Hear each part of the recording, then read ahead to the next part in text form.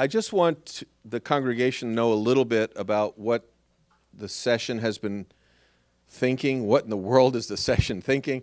I want you to know, I want everybody to know what is going on in our elder and deacon meetings, and just some of the things that we've been discussing, especially pertaining to the times in which we live. I was thinking about, does anyone here remember one of our members named Otha Radcliffe?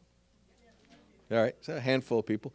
Otha was a coal miner, and the son of a coal miner, maybe the grandson of a coal miner, from West Virginia.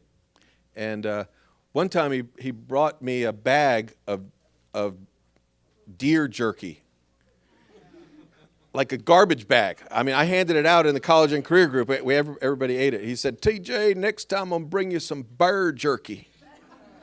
And I asked Otha one time, he was one of the greats, one of the great generation, fought in the Battle of the Bulge.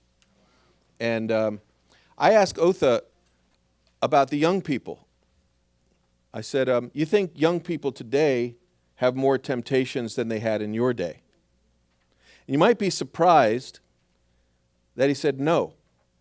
He said, TJ, we didn't have really many drugs, but we still had alcohol and rock and roll and all that, sex and everything else that tempts people today. And he said, I will say one thing. It's a lot faster today. And that always made a mark on me, that things are changing so rapidly in our culture, and just trying to get a grip on the times in which we live. I think, and this is a passage that has meant a lot to our session from 1 Chronicles chapter 12, where it's chronicling all the different tribes, and it comes to Issachar, and then it says, and then the sons of Issachar, men who knew the times and knew what Israel should do. And I also think of Jesus Christ, and these words from the Gospel according to Matthew, where Jesus says, when it is evening, you say it will be fair weather, for the sky is red. And in the morning, there will be a storm today, for the sky is red and threatening. Do you know how to discern the appearance of the sky, but cannot discern the signs of the times? And once again, it's enjoined on the church to discern the times in which we are living.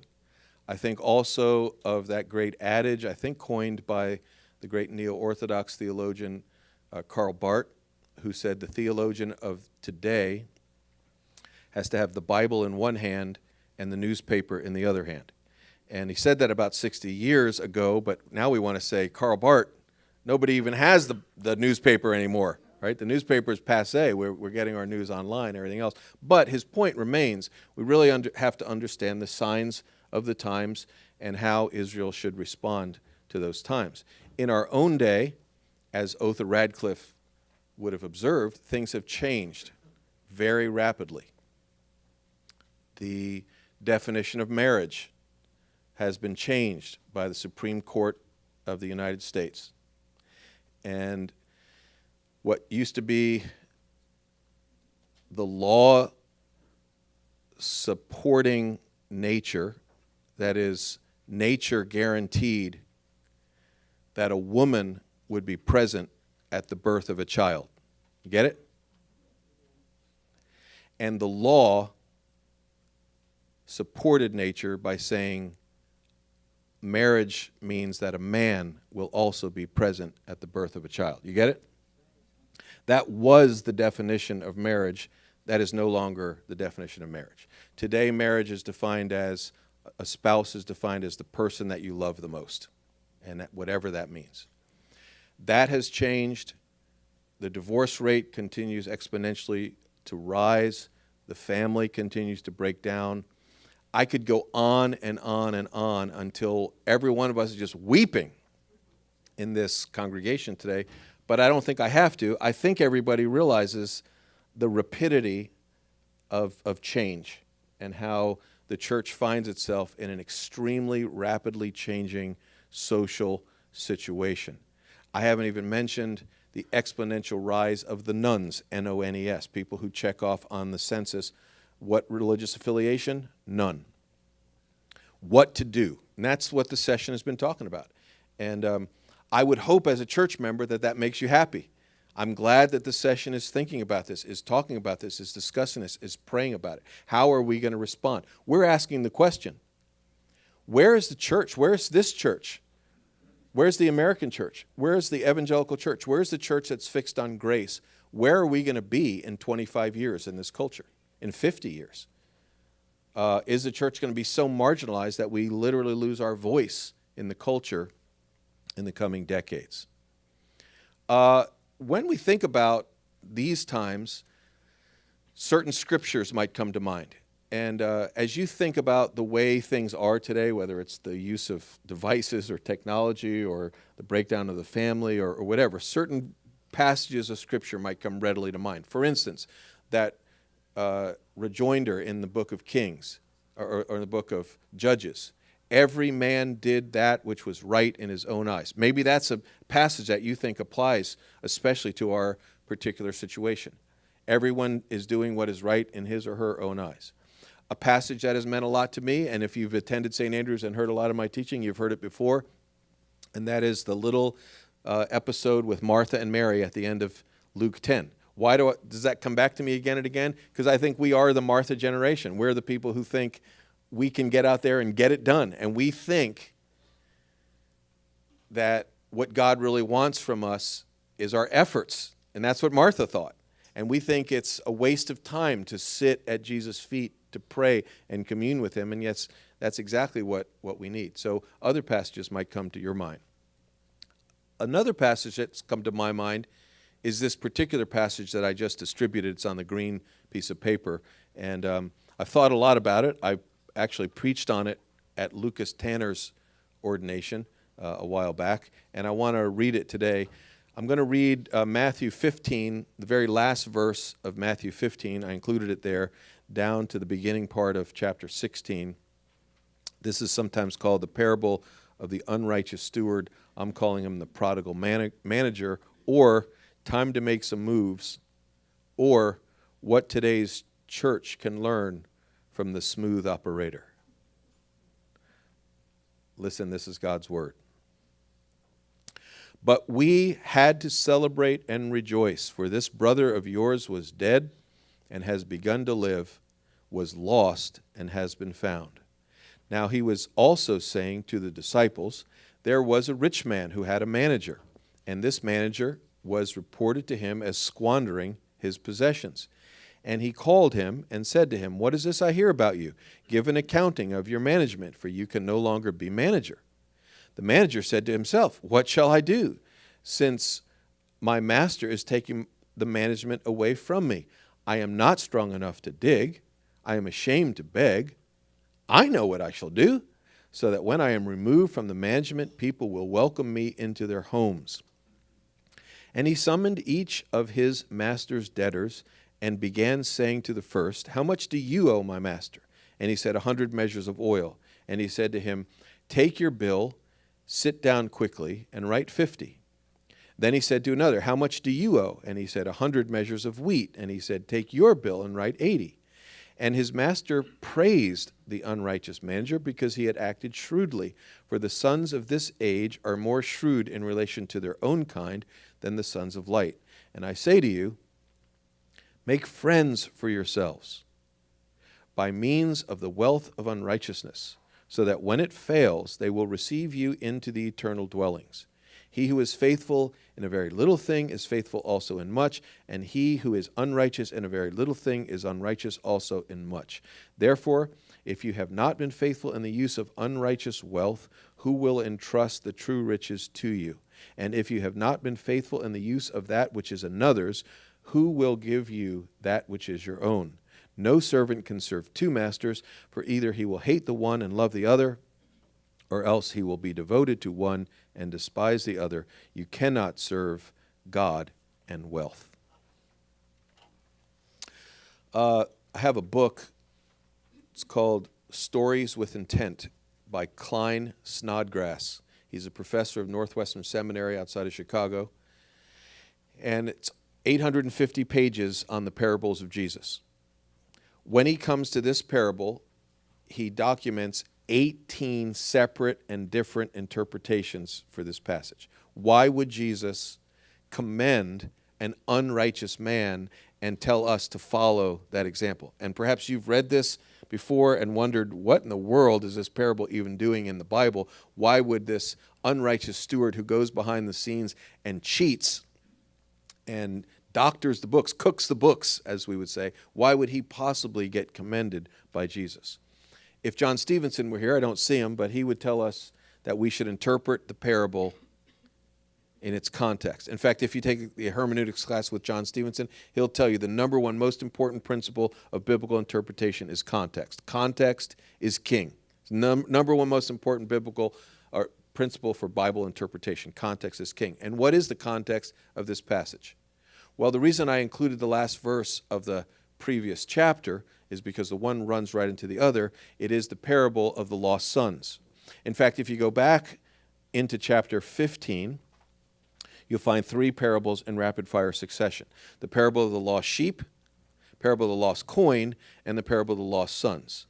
The whole section is introduced by Jesus saying these, or by Luke recording these words.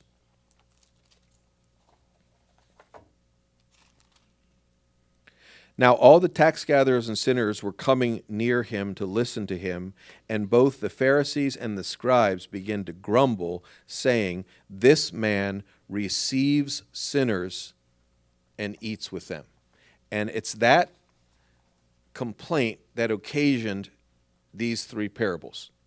This man who's supposed to be righteous eats and drinks with sinners. And then Jesus says, let me tell you three stories. The story of the lost sheep, lost coin, and the lost sons. But then there's a fourth story, the story of the unrighteous steward. So the context of this passage is a huge clue to what the parable means. And the context is the criticism Jesus was receiving for being kind to sinners. You get it? Why am I kind to sinners? Because they're lost, and people love to find lost things.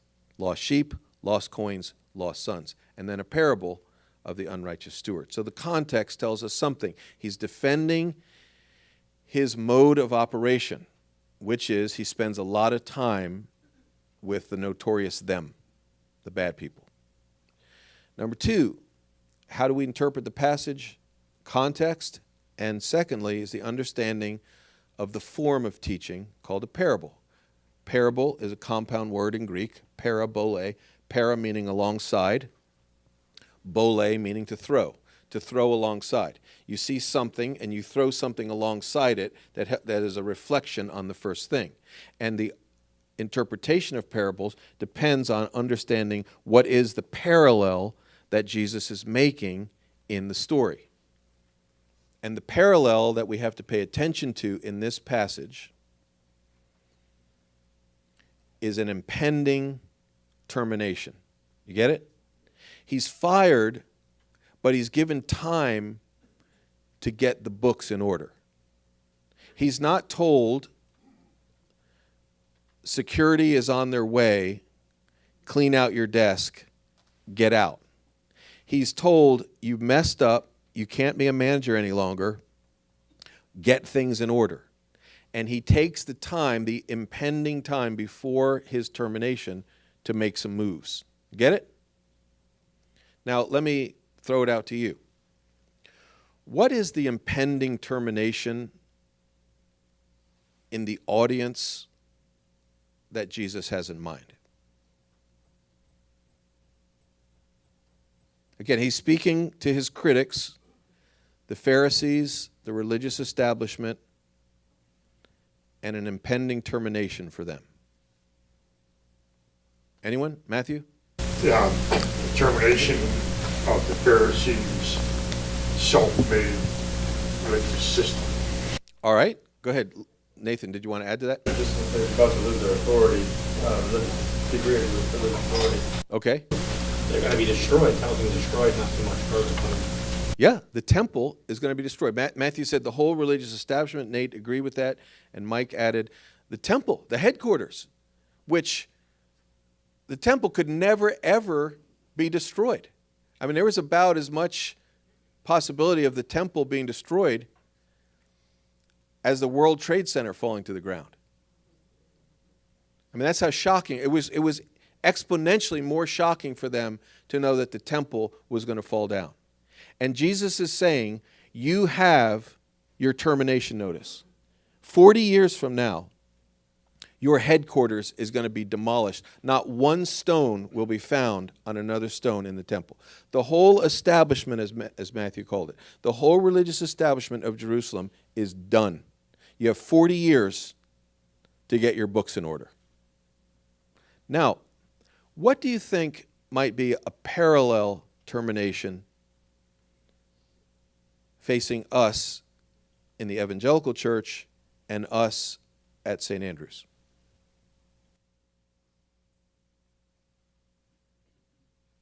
Mike? If we don't become part of figure out what to do with the culture, we could wind up losing our own headquarters and influence in this world. And thereby, making disciples is going to be something that's going to be nearly impossible. Did everybody hear that?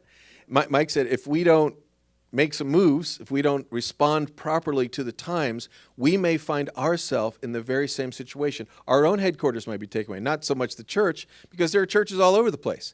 In fact, we were at a church a couple years ago. Missy and I were at the General Assembly. I think it was in Nashville. We went out with Omar and Kate Ortiz. Some of you know them. Omar was the pastor of the church that Miguel and Marie Menendez went to in Lake Worth. And they're Yelpers. Anyone Yelpers here? Looked at restaurant reviews and Yelp, and we all ended up going to this place. It was kind of like a cool, hip gastropub. When we got there in Nashville, this is the buckle of the Bible Belt. It was a church. A church that was a beautiful, old stone building. They had taken out all the pews, and they made it into a hip little gastropub in the buckle of the Bible Belt. If we think that's weird, you ought to go to England. If you think that's weird, you ought to go to Scotland, where they're turning churches after church after church into mosques and into discos. Matthew, did you want to add something? I was going to say, just like Mike said, that church is a credible institution in our society may be coming to an end. The church as a credible institution in our society may be coming to an end. In other words, we're losing credibility, social capital, as it were, by the day. Now, you may not agree with that. I personally have a very optimistic eschatology. I think that the yeast is going to spread through the lump of dough in amazing ways. That's not necessary to say that things are going to go well for the American church. And as far as I can see, with the SCOTUS declaration that marriage is not what we thought it was a signal that we have, in a sense, lost the culture wars. And our credibility as an institution is in jeopardy. Will it be 40 years, 20 years, 25 years? Is it already happening? I don't know. But you can see a parallel, can't you? Between the impending termination facing the Jewish church in Jesus' day and our own impending termination. Can you see that parallel? Can I get an amen? Thank you. All right. So you can see that. The erosion, I think the very rapid erosion of a Christian consensus in our nation and in the Western world. And if you want to see what it might look like a couple generations down the pike, go to the other side of the pond and look at England and look at Scotland, and it might be where we're headed. Now, another question. In light of that impending termination, what is the investment advice Jesus Christ is urging on his audience? In other words, Jesus is saying to the Pharisees, your management is going to be over. God has given you, Pharisees and priests, the management of his house. You've messed up. He's going to take your management away. You have only a little bit of time to get the books in order. I suggest you make some moves. These are the moves you ought to make. What are they? Can anyone point to an actual imperative in the passage? One. There was a crazy with Hebrews the Pharisees of being apparently clean outside, but just dirty inside. So Jesus suggested to clean in the inside, so the outside will be clean. Okay. Juan is saying, he's telling the Pharisees, why do you people clean the outside but not the inside? All right, good. Barry. This sounds sort of counterintuitive, but I think to me it's saying, make friends with the world. Go ahead. Give away mercy. Give away mercy. John. It's canceling debt. Canceling debt. Huh? They're going to remember that when you... Yeah, they're going to remember that. Make friends with the world. And I love how Barry put it. It is counterintuitive. The whole parable is counterintuitive. And that's the point that St. Andrews, I think, needs to reckon with. We have to do some things right now that may look counterintuitive. What if the pastor gets up and says, we need to make friends with the world? What? But there is a sense in which it's true. And you see it? You see the imperative at the bottom paragraph, verse 9? And I say to you, make friends for yourselves. Use your wealth to make friends. And I take that wealth as meaning opportunities, as all the resources that God has put at our disposal. And I heard other words. John said debt reduction. Ronaldo, what was the words that you said? Give away mercy. Dole out mercy. Why? Because what the Pharisees were known for is not mercy. What they were known for is multiplying picayune, unbiblical traditions of men and foisting them on people. And now Jesus is saying, if I were you guys, and the management was going to be taken away from me, I'd make some moves. I'd make some friends. I'd let people off the hook. I'd reduce some debts. I'd go around to all the sinners, and instead of complaining that I'm hanging around them, if I were you guys, I'd go hang around them. Go hang around sinners. Let them off the hook. Reduce their debt. Make friends. Stop burdening people. How are we also facing an impending termination? How do you propose that we at St. Andrews make friends and make some moves? Any thoughts? Jen? I mean, I'm sure there's room to improve, but I personally think we do a really good job already. Okay. Out into the community. Okay. With many different things, just being at the parks with the youth, Mm-hmm. and making friends with those people.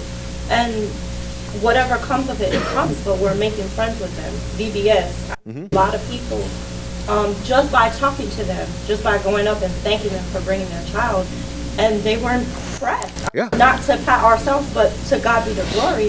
They were happy to see a lot of youth involved. They were, it was just, I think we do a lot. Okay. I don't know what I could add, but Yeah. Go ahead, Ronaldo. You need to tell everyone that someone else paid their debt. Yes. We need to tell everyone that someone else paid their debt. Megan. I work in the community schools and the evening and adult community schools, and I just see the influx of Venezuela Yeah. constantly. And I think it's an opportune place and time to make friends with people who are in need of a new security, both in Christ and in just making ends meet. Yeah. Venezuela. What a tragic situation. I saw a little blurb the other day. I tuned in late. They were showing pictures, and I thought, okay, well, that's Bangladesh. And it wasn't. It was Venezuela. Abject poverty like we could have imagined. Matthew, go ahead. One word. Listen. Listen. Yeah, listen to people. And again, we keep quoting Simone Weil. To pay attention to someone is the highest and rarest form of generosity. Eunice. Earlier this year, actually in December, my next door neighbor passed away. We ended up having like a funeral service in the backyard. And know that's kind of different, but first it was weird. But it was an opportunity for everybody to get to know about Yeah. after they come to church. Yeah. Okay, that's great. Others? Daryl? People realize that we're unrighteous servants still, and they're able to somehow get that across to people who think that church is full of good people. Yeah. Yeah, we're not good people. We're people whose debts have been eradicated. Well, I'm not going to go on much further. I just want you to know that's what we're going to be talking about in July here in the combined class. I'm glad that you've come together, considering what to do, our moves. Jesus Christ is the great burden bearer. The law of Christ. Remember, bear one another's burdens and thus fulfill the law of Christ. This is the operating principle of Jesus. Jesus came into the world not to burden people, but to unburden people. And that's the animating principle that moved him. He didn't come to load us with stuff to do, picayune things, clean the outside of the cup. He instead bears our burdens for us. The question is, and this is what we want to address in the next 3 weeks, how will we, in our daily routines and in our relationships, how will we use opportunities and resources to make friends and relieve burdens with the gospel? And how will we as a congregation cooperate or work together in light of these times? How will we help people, and how will we be a congregation that bears burdens? Jen mentioned a couple things, but you've noticed some things that we're already doing already, and you see the hallways lined with them, like Jane taking us into East Side so that we're getting like a little reputation of people who care about discarded people. Isn't that a horrible phrase, discarded people? But to think of a nursing facility or an adult living facility where people are forgotten, and people are hopefully thinking, hey, there's a congregation that wants to make friends with people in distress. The Well, the collection of disability equipment for Latin America that David's helping us with, and others. All the other target ministries that we're working on. ESL, huge way of just opening our arms to people who want to be employed better but can't do it because they can't speak the language. So all ways that we're learning to make friends with people, and especially seeing the urgency of it in light of what might be our own impending termination in this culture. Lastly, I have to ask you, and you have to just think about this for a week, what will it cost us? Because Jesus made this about cost, about the use of money. And I think he's using money there as a metonymy for something bigger, but using all of our capital that we have, our capital socially, our capital vocationally, our capital congregationally. How will we use the resources God has put at our disposal to make friends with sinners in an attempt to win them to grace and mercy? So that's the question that we have to ask. What will it cost us, and how to invest the remaining social capital that we have in this quest?